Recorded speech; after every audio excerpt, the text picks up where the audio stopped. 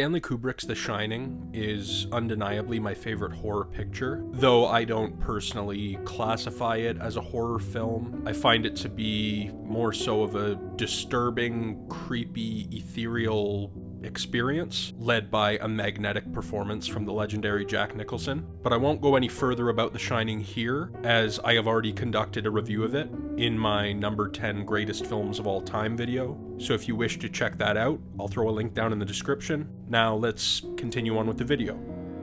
Let's begin with a relatively recent film, The Witch, released in 2015 and written and directed by Robert Eggers. This picture is technically masterful, the score is fittingly eerie, the cinematography is artistic and immersive, and the performances are phenomenal across the board. They're also pitch perfect in regards to this film's time period. The presence of the theme of religion and its control over a family is incredibly prevalent, as well as brilliantly utilized. Though genuinely, since my first viewing of this truly awesome picture, I've always theorized that perhaps The Witch would have been even more so impactful for me personally if we as audience members weren't privy to an actual witch's presence in this tale within the first 20 minutes or so. Because as the flick stands, you as a viewer are aware of a legitimate, physically present witch's antagonism within the first act of this film.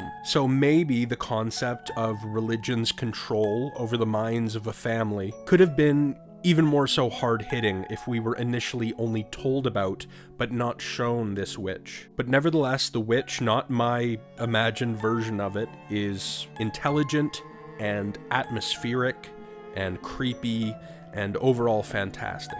Continuing on in this realm of witchcraft, I'm now going to discuss the 1999 classic, The Blair Witch Project. I was aware of this flick throughout my childhood, but it wasn't until the summer of 2013 when I first viewed it in its entirety, and it creeped the shit out of me. Though I do find it interesting that anecdotally, I found the film to be slightly divisive. Some seem to find The Blair Witch Project to be boring and or uneventful, which is the antithesis of my feelings toward the film. Following my first viewing, I was instantaneously sent down a rabbit hole, reading online theories, attempting to relive the 99 promotional campaign, and watching and listening to the filmmaker's DVD commentary. So as much as I dig the film itself, it is also the process of its creation and release, as well as the movie's effect on my imagination with which I am fascinated. The film is raw and authentic in its performances and direction, and two of this picture's components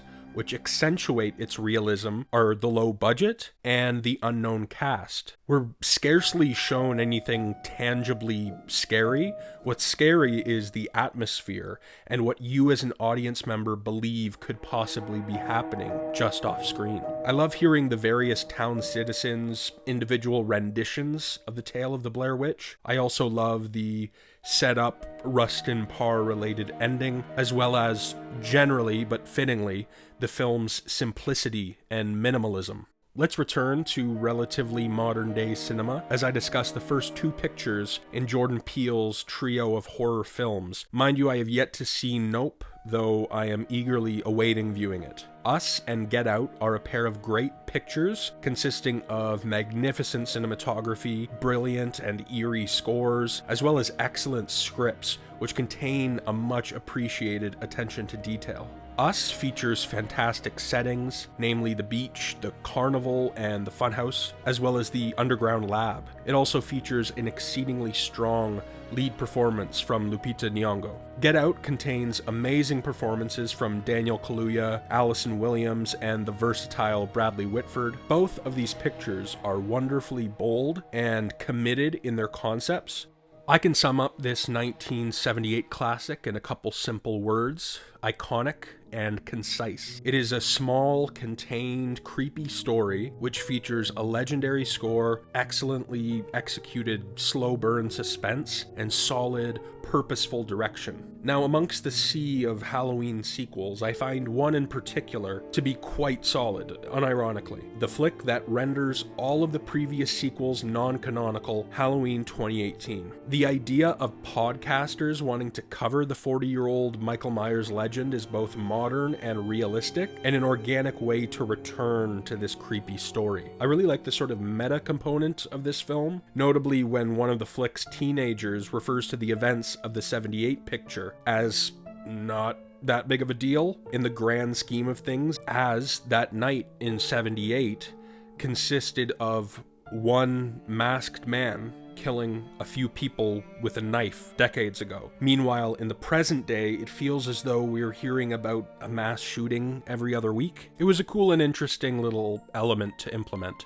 I feel that the 2018 film really stays true to the spirit of the original. I also love all of the mirrors between this film and the 78 picture. Not only the many shots, but also the exact reversal of the roles of Laurie Strode and Michael Myers. The flick also contains a cool, fitting update to the legendary score. It doesn't, drastically change it. There are just a few tweaks made and additions made that enhance the score and primarily the main theme's hard-hitting nature.